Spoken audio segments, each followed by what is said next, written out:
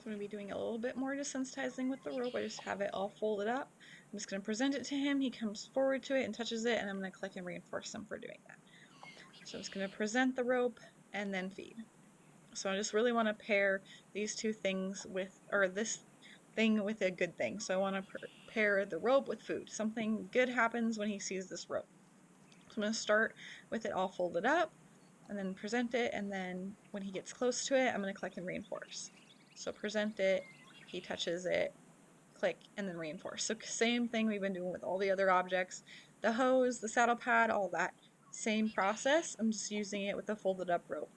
So I'm just going to go through that, and the reason I'm going back here with the rope is because he still has some fear in there. So I want to break this behavior down. I want to make tiny little steps, go way back, and make sure that he's comfortable with this rope. And that's why it's folded up. I want to make sure it's as it's least amount of scariness as possible. Like this, it's not going to be moving around and shaking around and scaring him. It's going to be as small as possible. There'll still be a little bit of movement, but not very much. So that's pretty much the goal here, and then I can unfurl the rope as I go.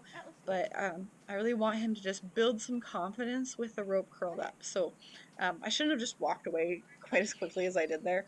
I need to just kind of step slowly and have him follow it. But having him come to the rope is just building that confidence. Having the rope go away, he follows it, he gets reinforced for following it. I'm just making this rope a target. That's all I'm doing. Just like I've made the cone, the handheld target, my hand, whatever it might be, it's the same kind of process. I'm just breaking it down a little bit more and trying to fill in those gaps that I had with his training. So, because in the very beginning he was really quite fearful of ropes, and he got over it a little bit, but not completely. And so I want to make sure that he's just completely comfortable with them, because they're just going to have to be part of his world. So I need to make sure that he can handle them and that he has a good positive association with them. So I'm just presenting it. I want him to bring his face to it, touch the rope, I'm clicking and then feeding. And I'm taking it away at the same time. So I'm clicking as he's touching it and then taking the rope away and then feeding. So he touches it with his neck, I'm clicking, pull the rope away, and then feed. And then I present it. There, he was pretty quick to bring his neck to it. That looks really nice. And I like how he's responding pretty quickly. I like where his body is positioned, like his head and neck's really level. He looks really quite nice here.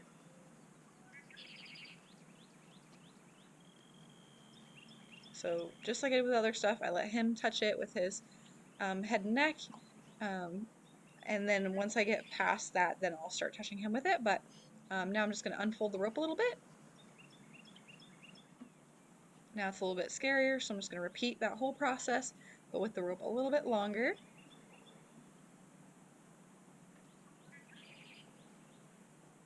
And I probably could have used a start button for this as well. And you've seen me with doing that with the rope before, but I think what I was going for here was just trying to pair that rope with positiveness. So just over and over again, I think he's kind of at the point where he doesn't really need the start button. He doesn't look super worried about this rope. He's pretty confident with it, and I just want him to think that this rope is just great. Like every time the rope's near him, it's fantastic. If he sees a rope, I want him to approach it, which he has been doing.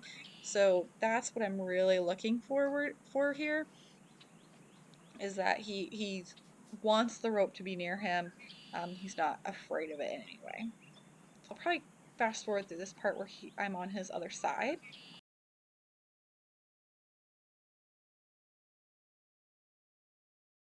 So I'm going to make the rope even longer here, and I just want him targeting it in just the same way, but the rope's pretty much at full length here. So I've just broken down that lesson and then made it progressively a little bit harder for him, as long as he's staying relaxed and he's willing to participate.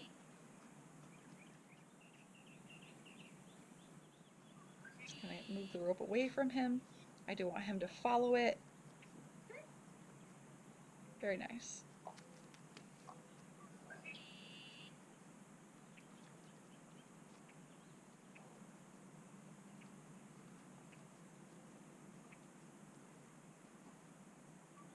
Again, backing away, I want him to come toward the rope as it goes away from him. So just a lot of pairing the food with the rope and the rope moving and looking different, because that's just one of the things about the rope is sometimes it's long, it's short, sometimes it's moving, sometimes it's not. And I think that's why it's so scary for him. So I'm just going to kind of drag it away from him and build up his confidence with following it.